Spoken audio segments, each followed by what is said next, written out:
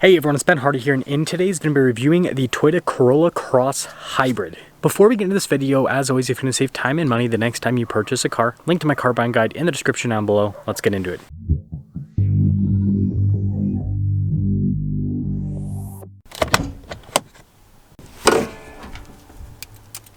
Powering this is a 2-liter 4-cylinder paired to an eCVT and a hybrid system. Total system output is 196 horsepower, with fuel economy being 45 around town and then 38 on the highway. Now, before we move forward with this review, I do want to mention, if you want to see more videos just like this, then I recommend you subscribe because I post content every single day. So starting with the hood, you guys can see the sharp lines there on either side, and I love this gold paint. And then popping down below, I've always been a fan of the Corolla Cross headlight design. And then you can see the Toyota logo has been blacked out. Same thing with the grille here at the bottom, also blacked out. We do have parking sensors and fog lights.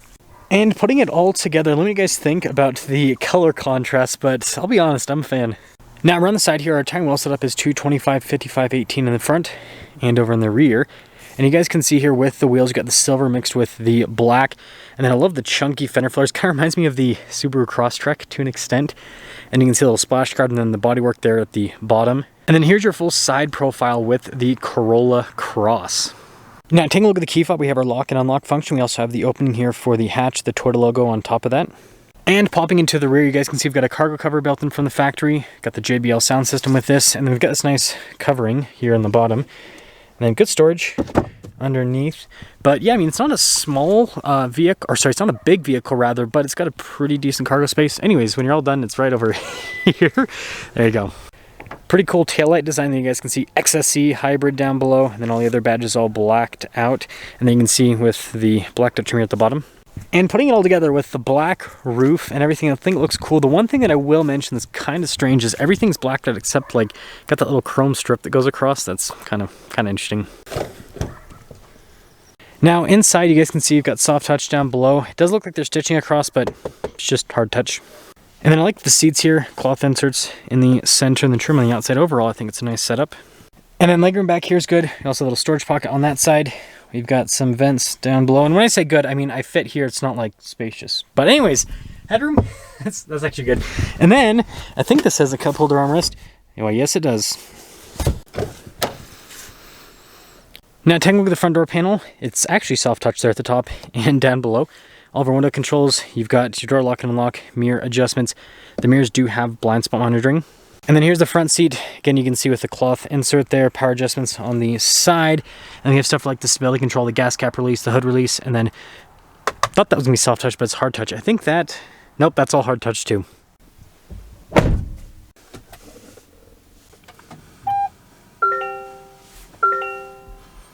Now taking a look at the steering wheel, you guys can see soft touch all around.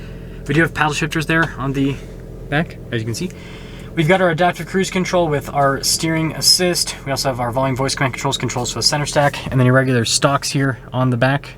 And then here is the gauge cluster. You guys can see digital gauge cluster. For the most part, you do kind of have some analog elements on either side. And then notice that we can use this to scroll through different bits of information here on the car. I'm sure the one you guys want to see the most is fuel economy, 45.8 miles per gallon. On average. That's better than what the EPA rates at. Also, I don't know why I'm wearing a t-shirt. It's 30. I didn't realize it was that cold. I was like, yeah, it's not that bad.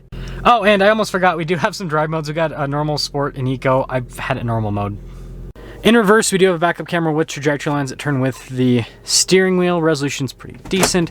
And then as for the infotainment system, it's just Toyota's newer unit. It's obviously smaller here with the Corolla Cross. The cool thing is being able to see the energy flow. And then I like the fact that it has analog volume control. I actually have some soft touch here, and then that's like straight out of the regular Corolla with the vent design. I think that's pretty cool. Dual zone climate controls here. And then down below, I've got heated seats, USB. We have a wireless phone charging pad in this. It doesn't hold your phone very well. Like my phone slid all over the place as I've used it. And then you guys can see the drive mode select with the EV mode right there. Shifter for the eCVT. You got your parking brake with your auto hold. Some cup holders right there. Look at the center console. Very good. And then with the glove box, pretty normal inside.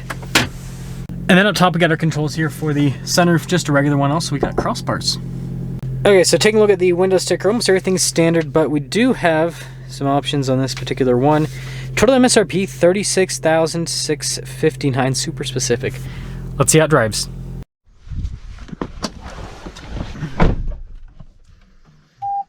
Well, let's talk about visibility before we set off. Here's your visibility over the hood. Both the mirrors, do a blind spot monitoring.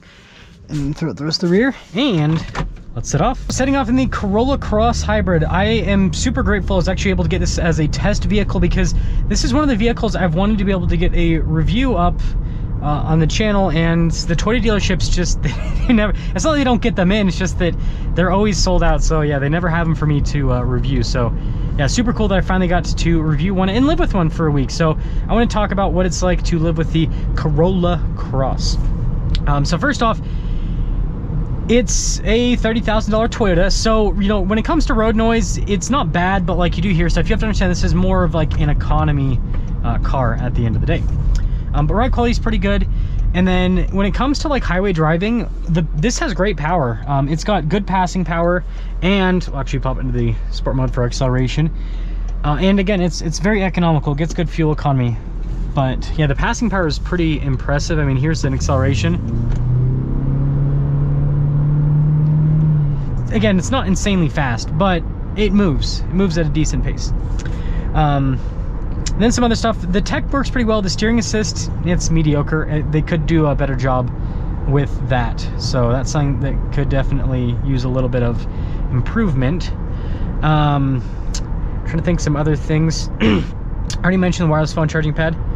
That one's not so great because your phone doesn't really stay in place too much. So yeah, overall, I mean, it drives really well.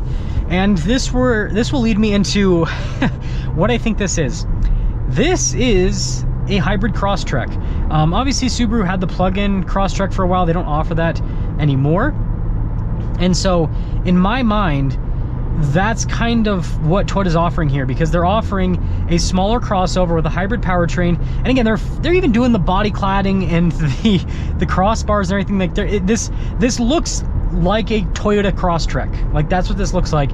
So if you are someone who loves the Crosstrek, but you want something that is actually going to be more reliable, because Toyota's powertrains, you know, their hybrid 4 cylinders with the ECVT, those have been shown to be more reliable. You know, Subaru's boxer engine and everything is not bad, but it's just not as reliable as Toyota.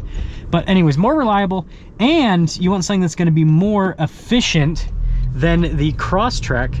That's where this Corolla Cross comes in. Now, they don't have an off-road package with this quite yet, but I mean, all you have to do to turn this into like an off-roader is just put more aggressive tires on it. That's it. Like, it wouldn't take much. I mean, I've reviewed the Crosstrek Wilderness. Looks cool, and that's about the same price as this, by the way. But like, those tires are not anything special, to be honest. So let me know what you guys think about the Corolla Cross Hybrid. I really like this, and I think that Toyota is filling in a gap that Subaru is not offering to their customers. And I can tell you, anecdotally, I've actually had several people that I've met at like dealerships as I've been filming that have told me that part of the reason as to why they are not purchasing from Subaru anymore is because Subaru doesn't offer hybrids anymore. So yeah, just an interesting point. But let me know what you guys think. I think Toyota did a good job with this. I think it's reasonably priced and drives well. It's not anything like over the top, but it's good at what it does. That's a good way to put it. It's good at what it does.